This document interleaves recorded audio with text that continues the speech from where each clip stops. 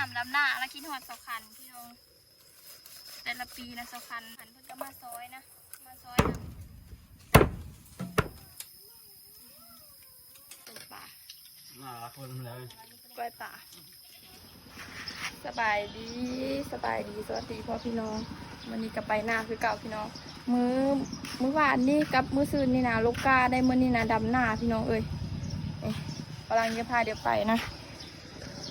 นี่อันนี้ก็ขนมก้อยพี่น้องขนมเฮ็ดมาขายอยู่หานประดานะเฮ็ดมาจะนานแล้วก็เฮ็ดพี่น้องกำลังจะไปเฮ็ดมาปะไว้ขายหานประดานี่ไปพี่น้องไปหน้าก่อนของประพัดมาละสายเติบไปได้เขาไปนี่กะเขาไอ้ไข่แล้วกะโผเพิ่นไปซอยพี่น้องพี่ฮู้ว่าไปรับจ้างบ่หรือว่าไปซอยเอาแห้งนะประพัดเพิ่นก็ไปเอารถมาแล้วพี่น้อง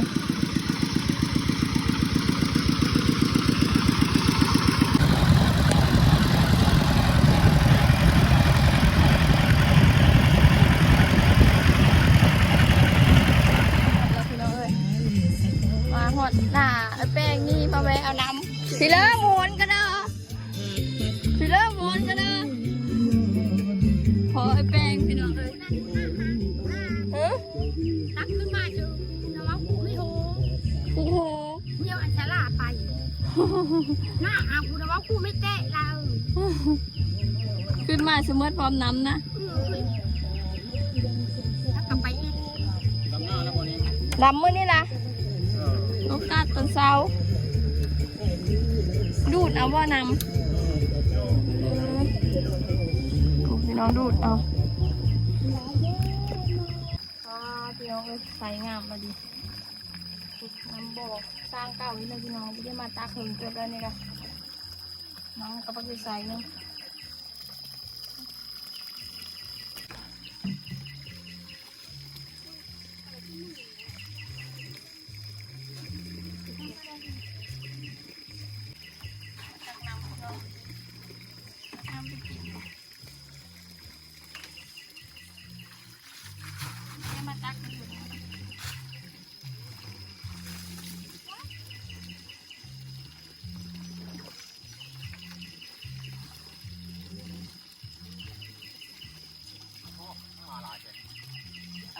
มาก็มักโซ่นั่น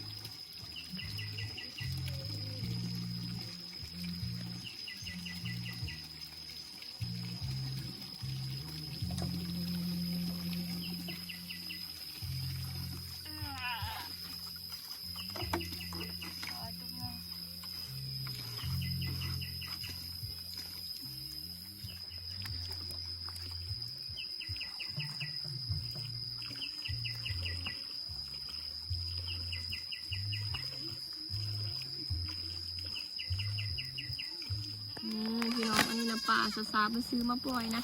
จากป่าพี่เดินไปสิปล่อยอยู่หนองห้างจัก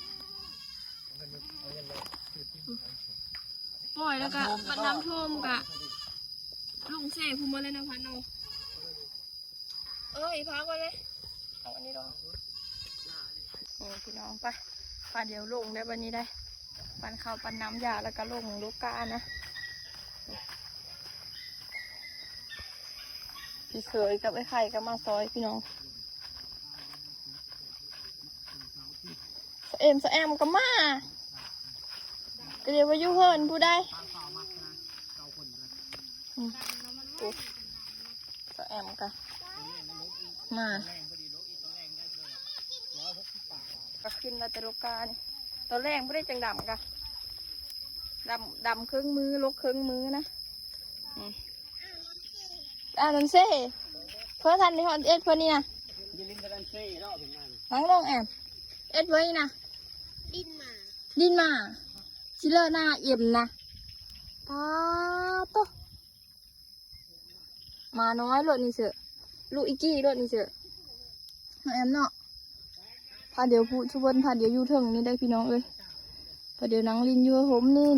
ปูสัตว์อยู่นี่เฮากะพาเดี๋ยวโลกาอยู่ตะคาหันนี่ทุกคนเราก็สิได้ขึ้นไปหาให้ดูเห็ดกินแล้ววันนี้นะมันสายละ11 โมงแล้วนะโ ผมยองตัวพี่น้องเอามานัดมาปุพร้อมได้เอาอันนั้นมานัดมาปุพร้อมพี่น้องไปปุอยู่โซนอยู่หายใหม่อีเบะฮันมานัดนี่เอามาแต่หายลุงพรมพูละไปปุนะนี่พี่น้องอันกินเท่ากับป่านี่แหละพี่น้องปลากับหอยแข็งเนาะท่านเนาะหอยแข็งเอามาพันบอก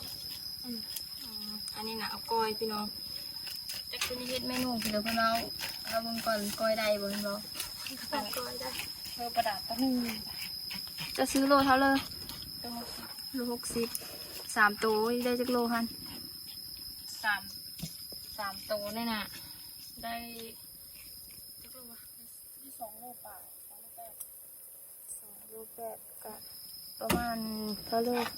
ประมาณอยู่แสนปลายเนาะ130,000บอกตลาดเช้านี่มดอยู่ประมาณอยู่2,000ล้านนึงพันปลายเนาะพันปลายก็พันเท่าไรจะมันจะ2,000กับประมาณ1,200เดี๋ยวนี้เนาะ1,200ปลาย1,300แล้ว1,100กับ600,000ปลาย660,000อ่ะขันซื้อกินแต่ละที่ก็ซ้ำนี้เลยพี่น้องคันคนงานมาเฮงติ๊กเนาะซะเนาะอันนี้เลี้ยงครอบครัวเจ้าของอะไรซื้อได้ในขันตะสารในตลาดเท่านั้นแห้งหาเงินแห้งเสียเงินหลายกว่าไปทำงานที่ไทยอันอยู่ไทยแน่กินปะคนเดียวเนาะประมาณอยู่คนเฮาผัดมันหลายคนได้จ้ะหลายคนแห้งสิเว้ายามกินข้าวมีแต่โหยามพี่นี่ไปเชื่อมืดว่าบ่จ้ะเพื่อย่างกายกระทบสุหลายคนจะแล้วไว้อีหลีเนาะเขาคือเพื่อนมีหลายคนได้คือแล้วไว้นะหลายแต่คนไปพี่น้องเดี๋ยวไปหาล้างถ้วยล้างโบ่งก่อนนี่ถ้วยเต็มกระซาบเต็มคู่ล้างแล้วก็ถือน้ำขึ้นมาพร้อมพี่น้องตักน้ำขึ้นมาพร้อมเพราะว่าน้ำใสเขากับบีมี่ซ้อมเบิ่งนี่แหละแล้วตักได้อยู่บ่พัดเพิ่นก็ท่านขึ้นได้พี่น้องเพิ่นยังไถหน้าอยู่ไถหน้าซ้ำสุคอยเฮ็ดกินแล้วนะพอเดี๋ยวซอยเดี๋ยวเฮ็ดกินพี่น้องคนละไม้คนละมือแล้วไวจุดอ่ะแล้วหน้า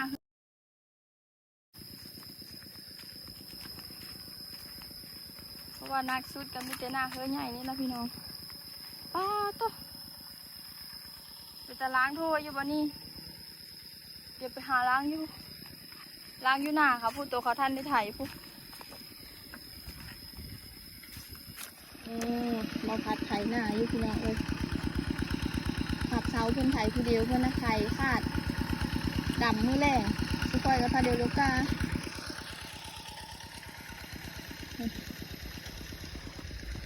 มาค่ะนี่กับไม้อีเบะพี่น้องไม้นี่นะปุหลายอย่างแห้งมือน่ะกับสุก้อยพาเดียวมาปุสลีแล้วก็ปูแต่งนะบัดยำเดิน6 เดิน 7พี่น้องนี่แม่งามเดิน9 เดิน10พี่น้องเลยสบายได้กินกับพืชผลที่ตัวเองปลูกนั่นละ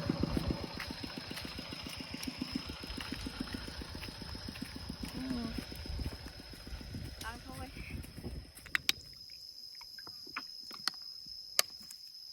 มาหน้าเขาพี่ได้พี่น้องหน้าเฮามันไถอันนั้นแล้วพี่น้องไถพูดแล้วน้ำมันคุ้นดีเป็นตารางมาล้างอยู่แต่หน้าเขาพี่หอนยามดำหน้าแล้วคิดหอดสคันพี่น้องแต่ละปีนะสคัน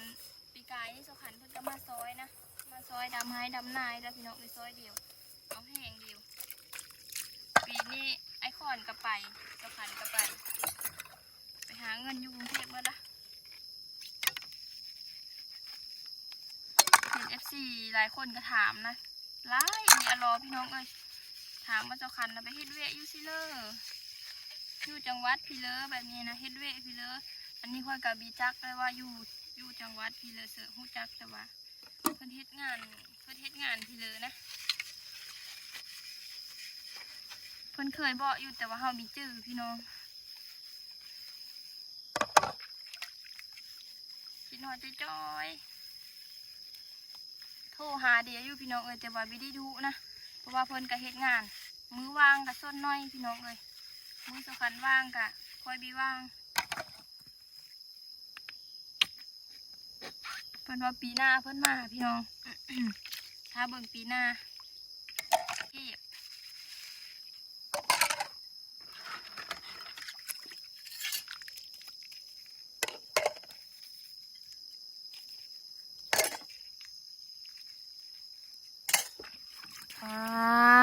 โต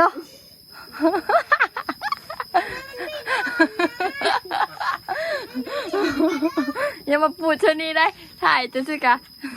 ตอนหวานตอนหวานตอนหวานนี่พี่น้องมาแล้วพี่น้องเอ้ยนี่มาฮอดแล้วก็สาวๆเพิ่นแลแยกเรียบร้อยซีนมันกะมีแต่เนื้อนั้นทั้งหมด เปลือกมะขามอ่อนน้ำเอามาเสิร์ฟต้มปลา ซอยเห็ดก้อยบอกก้อย ไม่ได้มีเวลาแกงคาได้ เมื่อแรงก่อนก็ได้ยังแกงบะขาม จะแก้มค่ะนะ มีเวลาแกงวะเยอะอยู่กันเยอะแกงคาแต่ว่าไม่มีเวลาเฮ็ด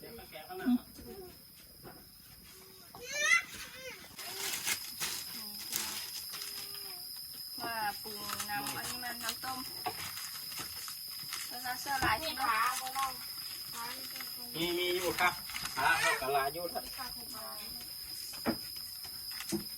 ประหยัดได้พี่น้องดึงหนูกับมันมีอันเมิดลืมซื้อมา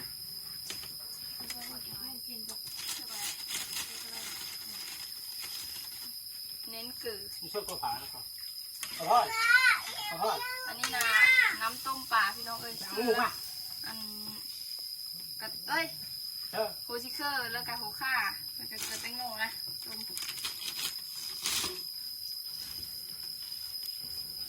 เอามุ่ง ปลาเลยน้องมามุก ยอม อัน เอ็ นั้ ม นปลาที่ปลา แอมมึงก็มาทบเฮ้ยเอ็มเนี่ยก็แอม มาตอนนี้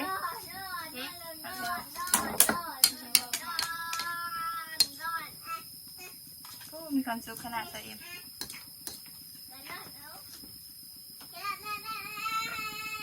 ตัวดึงเงาไปเช่นไม่มีช็อต พี่ได้เอาบุตองโคุยได้พี่น้องเอาบุตองเลี้ยงกับ คนเมื่อมันจะกินทุกอย่างมันจะพา เบอร์พี่เหลือเบอร์เป้าแบบ เพื่อนจะช่วยจูแล้วก็เอาชิ้นนอก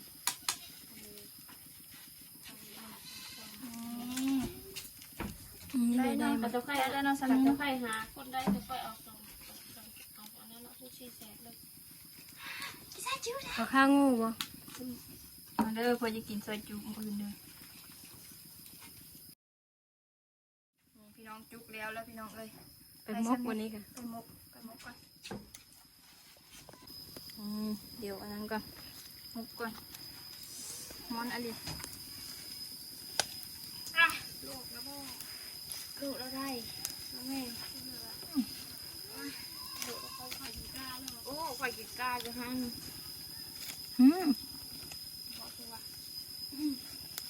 แม่เลยไหมมันอยู่เชื่อวะไปนะให้ โลเอาไปซะโลแล้วก็คันขออนุญาตใส่มือเด้อทุกคน ต้องใช้มือ เนาะ ซื้อใช้มือแล้วไม่ใช่เรื่องโอแตกมีท่านมั้งอะไรลูก อุ้ยหอนเด้ชุก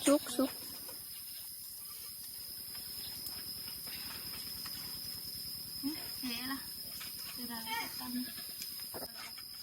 เอาถ้วยมาค่อยนะพี่ เดี๋ยวเอาไว้แล้วก่อน พี่เดี๋ยวถ้วยมาค่อยมาบอกเห่าเอาถ้วยมาค่อยก่อนโอ้พักกุ้ง ช่วยกินปลาเท้าจ้ะ ไม่ได้เผาซ้ำเราก็คอยเห็นคอยมือเราคอยมาล้างข้าวเผาๆรีบๆที่เดิมวันนี้นะยากปะ จับเลยจ่ายทุกคนเลยนะ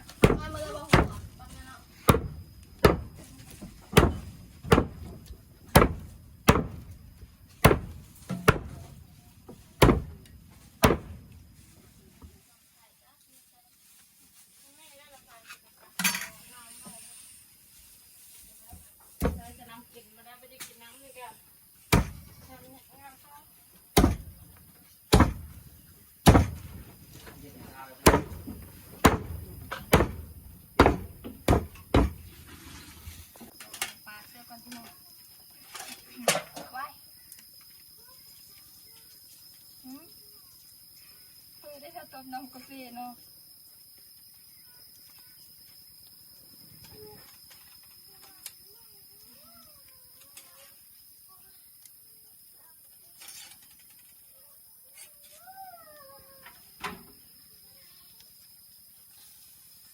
เต็มหม้อละเต็มค่ะเต็มหม้อ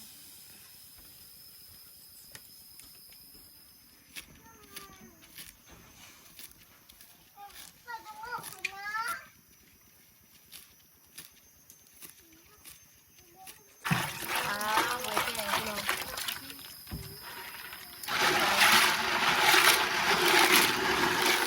ซื้อมาเรื่องหอยแครงเนี่ยค่ะ40 แสนเซ่ซื้อ2 แสนแซ่ไม่ได้อยู่หลายโลเติบจ้ะนี่พี่น้องอันนี้นะต่ำโทษดีไว้พี่น้องหอยเฮ็ดแจ่วนะเฮ็ดแจ่วแม่เฮ็ดแจ่วหอยแข็งละปลา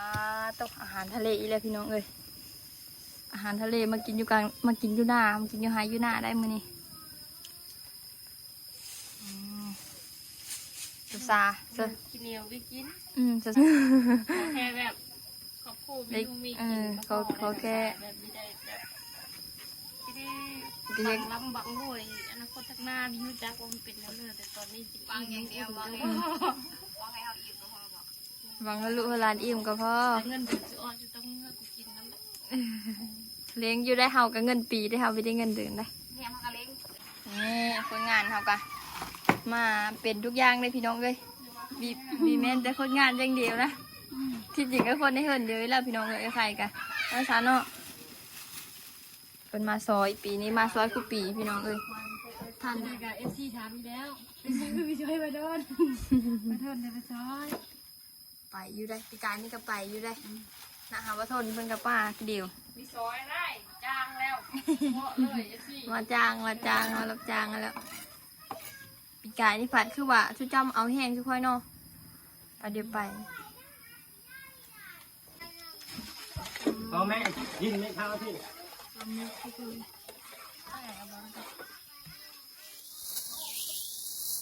เกะ2 น้ำสำหรับร้อนแห้ง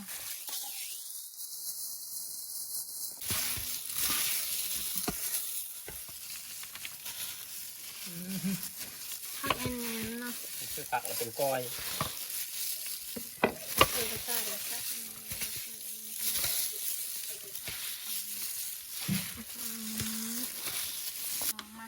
มาตักต้มปลาค่ะบ้าเป็นแต่แซ่บอะไรนะ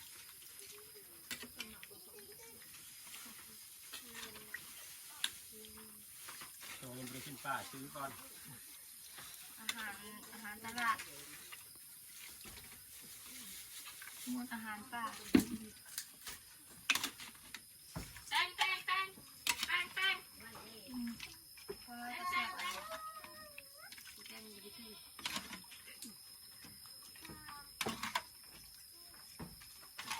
ตื้อมันงงเงี้ยจะได้เนาะมันมดแล้วนะโอ้นั่นนะให้ทำน้ำได้เลยว่าได้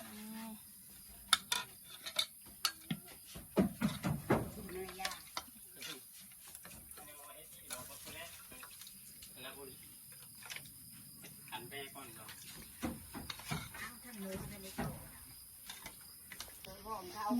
พี่น้อง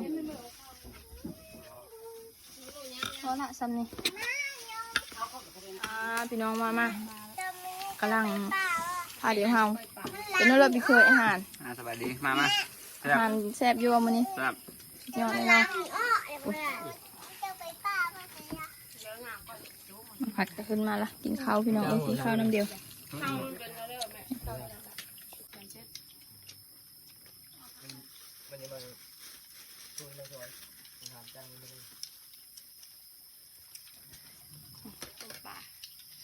คนเลยจะได้หลายจะได้ข้าวโอ้หอมบุ้งเสียเลย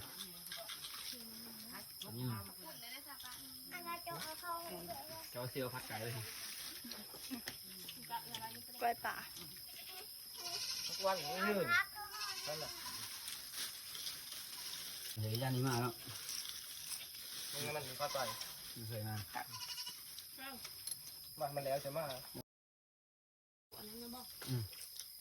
เรียกเอาเห็นเคยไปรับจ้างกับหมอนะทำลงทุนไม่ใช่คือเขาแจ้งจ่ายมันได้เงินเอ้ยมันอยู่ พี่น้องเขากับสิได้พาเดี๋ยวมือแล้ววันนี้นะพาเดี๋ยวพากันพี่น้องเอ้ยขึ้นมาแล้วกะพอดีมือเลยนะมือนี้โลกามือพี่น้องมืออื่นเพื่อดำหน้านะเดี๋ยวคลิปนี้กะประมาณนี้แล้วพี่น้องคลิปหน้าพอกันใหม่เด้อสบายดี